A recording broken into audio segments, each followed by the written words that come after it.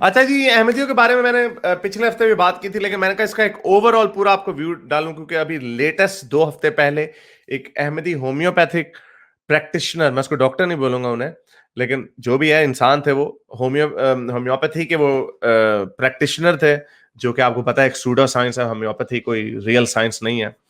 Homeopathy से दूर रहें तो बेहतर है। तो उनका बहरहाल वो अहमदी थे, उनका कत्ल किया गया। और ये जो ओरिजिनल खबर आई थी, हमें ये खबर मिली थी पिशावर में कि वो 16 साल का लड़का, जिसको जिसकी ब्रेन वॉशिंग की गई, और उसको अब्दुल कादिर का जो क्लिनिक था, जो कि अहमदी थे, उसके ऊपर उन्होंने गोलियां मार के उनको ऑन द स्पॉट मार दिया। तो ये अब उसके बाद हमें और खबरें आई हैं कि ये जो आदमी था, ये 16 साल का नहीं था बल्कि 20 साल का था। इसका नाम एहसान उल्लाह था, और उसको लोकल्स ने पकड़ लिया था और उसके बाद पुलिस के हवाले कर दिया। तो उसके ऊपर एफआईआर दर्ज हो चुकी हुई है, और इसको आई होप इसको सख्त से सख्त सजा दी जाएगी। ये 20 साल का था, 16 साल का नहीं था, जिसके बारे में अक्सर ये बताया जाता है हमें कि ये इनकी एज जो होती है जान के पहले तो ये ढूंढते हैं कि उनकी छोटी उम्र के लड़का मिले, कोई 16-17 साल का मिल जाए, उसको पढ़वा दें, कत्ल करवा दें उनसे, ताकि वो एज ए जुवेनाइल ट्रीट हो।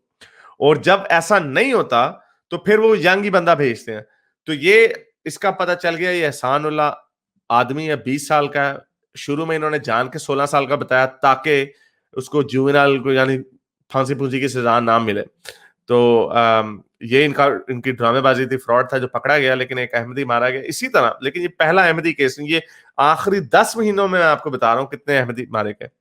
ये डॉक्टर फरहान थे, ये लाहौर में थे, बाहर से पढ़ के गए थे। पता नहीं, कुछ लोगों ने कहा कि ये ऑस्ट्रेलिया से पढ़ के गए थे, कुछ लोगों ने कहा ये जर्मनी से पढ़ के गए थे या जर्मनी वापस जा रहे थे। तो इनके भी घर में एक बंदा गया, जो उस वक्त कहा गया 16 साल का लड़का, वो भी मुझे लगता है बड़ी उम्र का ही होगा।